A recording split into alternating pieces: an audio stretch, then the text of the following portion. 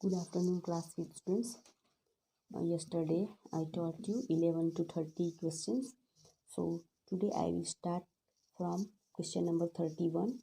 So what tells us how hot or cold place? कौन हमें बताता है कि वहाँ का नेचर गर्म है या ठंडा है? So what is the answer? Temperature. वहाँ का टेम्परेचर बताता है कि वो प्लेस है वो गर्म है या ठंडा है. Next, what is torrid zone? Torrid zone किसको बोलते हैं? The area between the Tropic of Cancer and the Tropic of Capricorn, उसको हम क्या बोलते हैं? Torrid zone. इन दोनों, जो ट्रॉपिक कैंसर और ट्रॉपिक ऑफ कॉप्रिकॉन के बीच का जो एरिया है उसे क्या बोलते हैं? Torrid zone. Next, what area the two kind of disasters? Okay, दो किस तरीके से, दो कौन कौन के तरीके के डिजास्टर है? क्या आएगा? Natural and human made. Next, when was earthquake in Nepal? Earthquake जो नेपाल में हुआ था वो कब हुआ था? कौन से ईयर में हुआ था? 2015. Shaking of the earth surface is called, जो हमारी अर्थ की जो सरफेस होती है वो शेकिंग करती है, ऐसे ध्रुजने लगती है, तो उसको हम क्या बोलते हैं? Earthquake. Next, which are natural disaster? मतलब कुदरती आपदा कौन सी है? तो फर्स्ट है earthquake, volcanic eruption, tsunami, floods, cyclones. Okay, ये सब नेचुरल डिजास्टर है. Okay. Next, a train accident is a, जो ट्रेन एक्सीडेंट है वो कैसा डिजास्टर है? Human made disaster. Next, a bomb explosion caused by the action of human are called, जो मानव के द्वारा जो बॉम्ब है वो एक्सप्लोज किया जाता है उसको हम क्या बोलेंगे? Human made disaster. Next is the coming out of hot gases ash N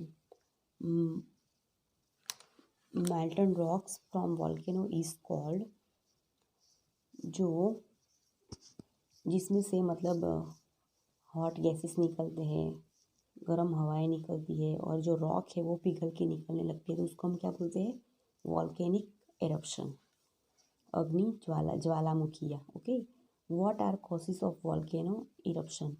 जो वॉल्केनो इरप्शन होता है वो किस कारण होता है? Air pollution, huge damage in the surrounding places.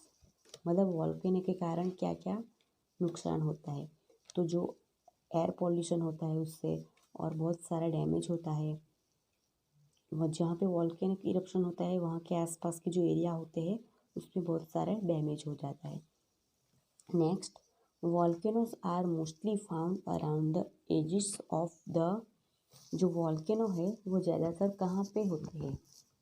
तो कौन सी जगह पे? The Pacific ocean. जो पैसिफिक ओशन के आसपास का जो एरियाज़ है वहाँ पे जो वॉल्केनोज है वो ज़्यादातर होते हैं. Why do houses get destroyed by a cyclone?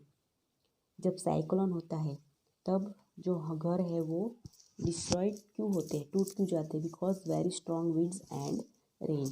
क्योंकि जब साइक्लोन होता है तो बहुत ही मतलब स्ट्रॉन्ग, बहुत ही तेज़ हवाएं चलती है और साथ साथ में ज़्यादा बारिश भी होती है, तो उसकी वजह से घर है वो टूट जाते हैं. Stay away from electrical items during, जब हमें इलेक्ट्रिकल आइटम से दूर रहना चाहिए. कब? जब फ्लड आता है, बाढ़ आती है. ओके, सब जगह पानी पानी हो जाता है, तब हमें जो इलेक्ट्रिक आइटम्स है उससे हमें दूर रहना चाहिए. When did Jallianwala Bagh incident? जो जलियांवाला बाग इंसिडेंट हुआ था वो कहाँ हुआ था, कब हुआ था? इन अमृतसर ऑन 13 अप्रैल 1919 में जलियांवाला बाग इंसिडेंट हुआ था. Which method use Gandhi ji in fighting against the British? जो अंग्रेज थे उनके सामने लड़ने के लिए गांधी जी कौन सी मेथड यूज़ करते थे? अहिंसा and Satyagraha, non violence. Okay. Next, what is a tsunami? Tsunami क्या है? अर्थक्वेक अंडर द सी. जो समुद्र के अंदर अर्थक्वेक आता है तब क्या आता है? Tsunami. When did the floods occur in Uttarakhand? जो फ्लड था उत्तराखंड में आया था वो कब आया था? जून 2013 में. Next, sometimes floods happen very suddenly and with little warning is called. कई समय जो फ्लड है वो एकदम से आ जाता है, बिना वार्निंग के आ जाता है, तो उसको हम क्या बोलते हैं? Flash floods. Okay, next, flash floods means के जैसे एकदम से जो डैम है वो उसका टूट जाना, तो वो तो किसी को पता ही नहीं होता, एकदम से डैम टूट जाता है और पानी एकदम से आ जाता है, उसको क्या बोलते हैं? Flash floods. Next, what is full form of INC? INC का फुल फॉर्म क्या है? Indian national Congress. Next, who was the first governor general of free Pakistan?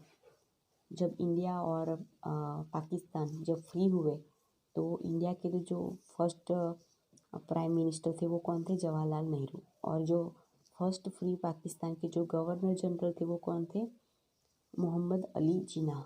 Okay, so I finished all the question 1 to 50. So you have to learn all these questions for your annual exam, and also you have to write in your copy. So you have to learn all these questions. Okay, thank you.